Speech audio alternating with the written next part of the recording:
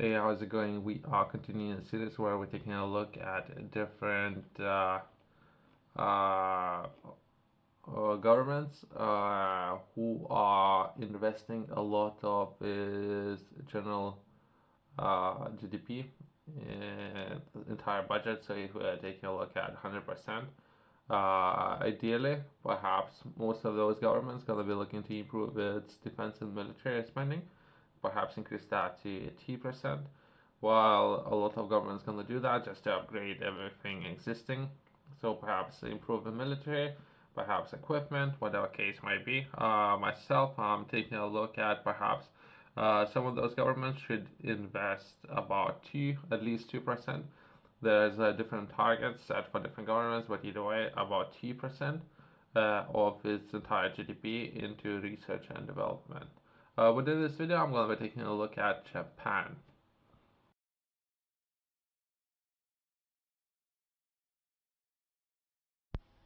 If some of the governments would, for whatever reason, perhaps I don't know, for whatever reason, would decide perhaps not to increase research and development budget, perhaps some of those governments at this time most likely would purchase a lot of equipment and or services from other governments, if that makes sense. So if they won't be able to do it themselves, we most likely at this time, perhaps in the future we'll think about it twice, but at this time, perhaps they would purchase a lot of equipment and services or whatever they might need to from other governments. That makes sense. So if they cannot do it themselves, those governments would buy it for what it costs, right? So that's one of the differences. When it comes to Japan, I have done enough research to understand some of those things. It's very hard to find any research work done that I would be able to read just because I don't speak Japanese, not yet, right?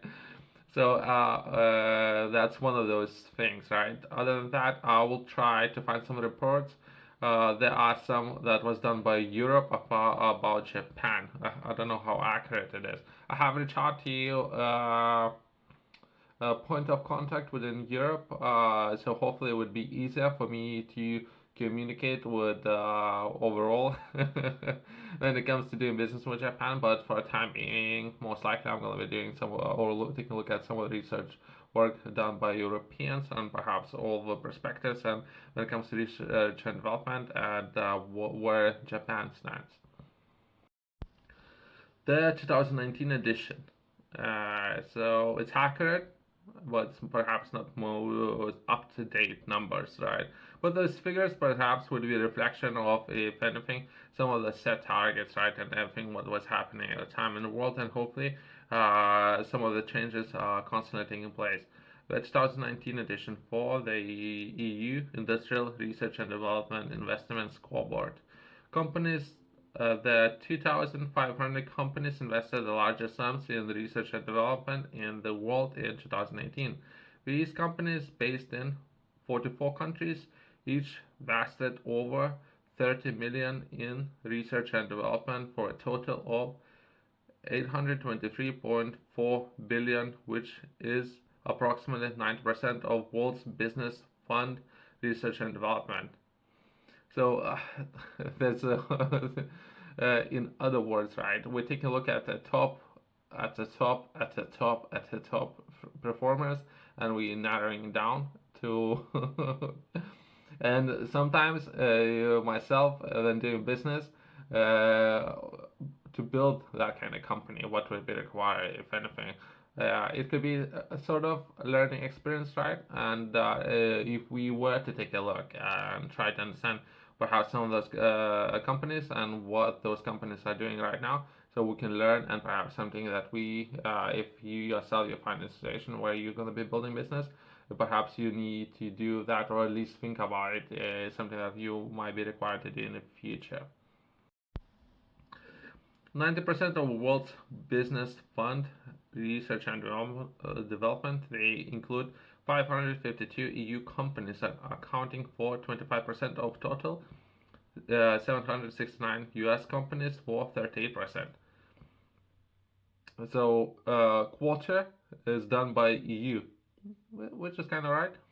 769 US companies, which is 38%. Great. 318 Japanese companies.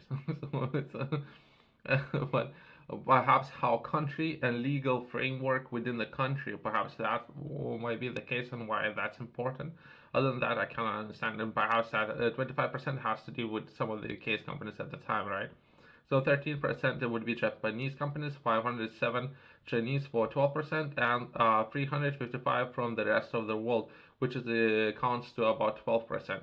So it would be sort of the way how it would classify it, and if anything, governments would set the targets, or perhaps do not get in the way for some of those businesses, and has business do know what they are doing in the first place.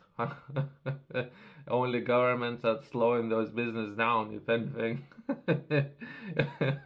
Perhaps it's worth mentioning that. Let's take a look at some of those highlights that I managed to find in this report. It might be important for some, but perhaps I'm not going that much into detail with regards to Japan, but perhaps would be overall overview about performance about some of those governments worth taking notice, I guess. But I don't know how long this video gonna be, but I'll try to keep it short.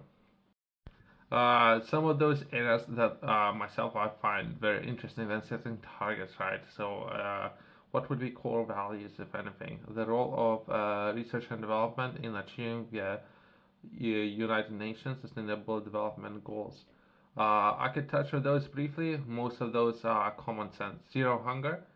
Everyone knows what that is. I don't need to go too much into detail, but that's some of those valid points, right? As well as good health and well-being is something that they would set to reach, at least as a whole society. Everyone should.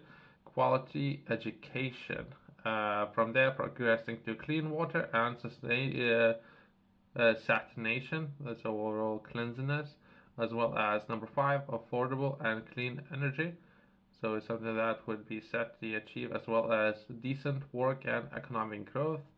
From there, progressing in industry innovation and infrastructure, sustainable cities and communities. Sustainable, I think we moving into a smart, right? So sustainable, perhaps it's important, but it's progressing into more geared towards economy, responsible consumption and production. From there, number 10, climate action. 11, life below water. I didn't knew this one, perhaps worth going a little bit more in detail. But technology is being used in sustainable development of aquaculture, fisheries, and also in the food industry. This contributes to meeting the increased demand for seafood and or meeting the aims of one above, zero hunger. Biotech is helping to improve the quality and quantity of fish reared in aquaculture trout induced breeding. Okay. Life below water. They're focusing on where that food will come from. Right. I thought it would be about something else, but either way. Next one would be life on land. So it's kind of interesting. I'm not entirely sure why we are taking a look at what targets UN would set overall and what those targets would set for perhaps increase everyone within the United Nations. Since Europe, I don't know, there are a lot of fishers, but I'm not entirely sure if they are geared only towards fishers, but either way. Since we're on the topic of research and development, I'll attach a quick picture about some of the expenditure at the time and where the money was allocated. Currently, I think it would be a shift moving from one area to another, and how potentially some of that percentage of GDP is going to be allocated when it comes to research and development. But either way, so that would be some of those numbers up there. But it would be different depending on the number of different things, perhaps where some of those areas would be lacking, and some of those areas perhaps within this screenshot that you will see, aerospace and defense. currently receiving 2.5, and it's about 50 different firms, right? Europe, I would say it's some of those funds going to be allocated. Perhaps right now it's slightly different, but at the time it would when we talk about expenditure when it comes to aerospace and defense, some of those firms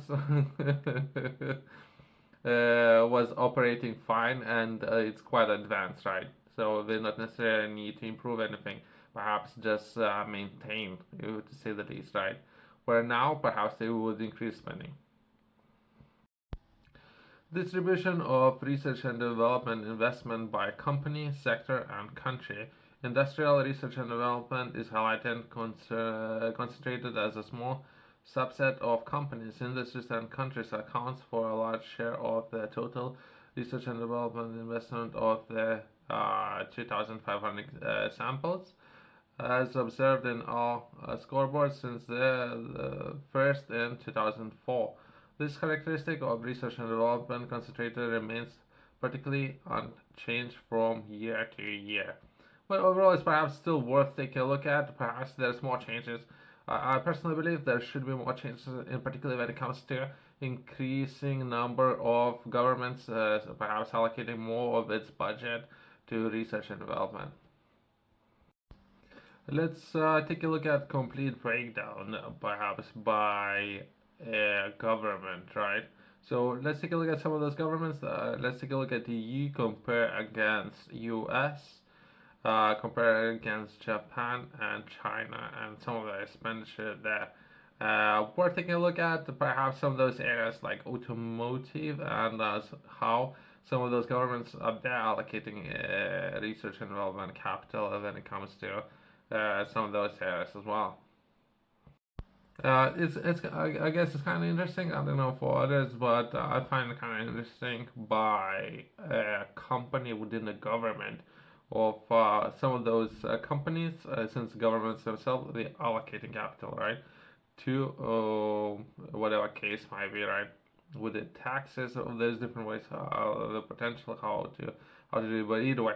So let's take a look at some of those companies, right? So the top one, as everyone perhaps guessed it, I'm not looking to perhaps name or promote any of those, but there's top performing companies. Some of those top ones, definitely everyone knows about those, right? Just highlight. Perhaps someone gonna go down full 50 of those.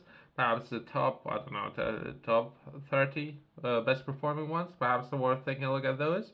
And some of those are the wood at the top, since we're focusing on Japan, right? Toyota. Hopefully, it's something I myself will be able to work together in partnership in the future. I'm always up there looking for best people to collaborate with. Only if I would get a response from Japan.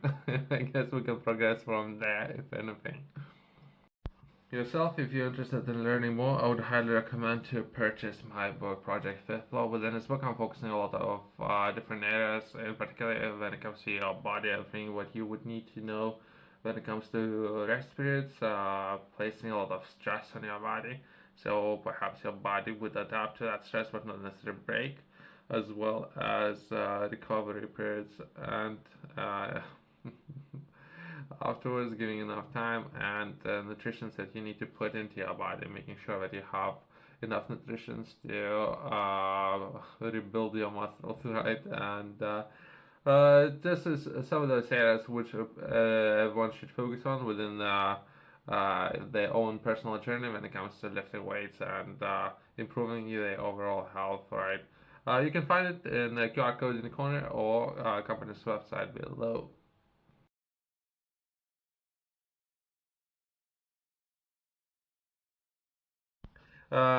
Myself, I've been trying to read all the articles and try to understand a little bit more about projections and set some of those areas. But this article has been done by EU, right? European Union, not necessarily that much information about Japan. Even if there was a lot of information about Japan, I'm not entirely sure if these people would have access to some of that information, and if government itself would be very interested in sharing some of that information with others. Perhaps I don't know what's happening, right? I cannot read Japanese for whatever reason, right? Let's finish on or close this video on something interesting, right? Investment in research and innovation is the core of EU's policy agenda. The Europe 2020 growth strategy includes the Innovation Union flagship initiative with the 3%. So the target is for all the governments within EU, ideally within the world, if they can, ideally, to I would say at least 2%. So what has that ambitious target of 3%, which is great. Headline target the intents of research and development. Research and development investment from the private sector plays also a key role for other relevant European initiatives such as industrial policy, digital agenda, the new skills and new jobs flagship initiatives. So they do have a lot of initiatives where they're looking to increase the overall research and development, which is kind of great. The project Global Industrial Research and Innovation Analyses. They keep giving those projects names. This one would have Gloria. But either way, so they trying and doing whatever they can to encourage more businesses and perhaps they creating good test beds. They perhaps giving a lot of incentives for business to invest more when it comes to research and development within the government, or at least they should. Thanks for watching. I'll see you in the next one.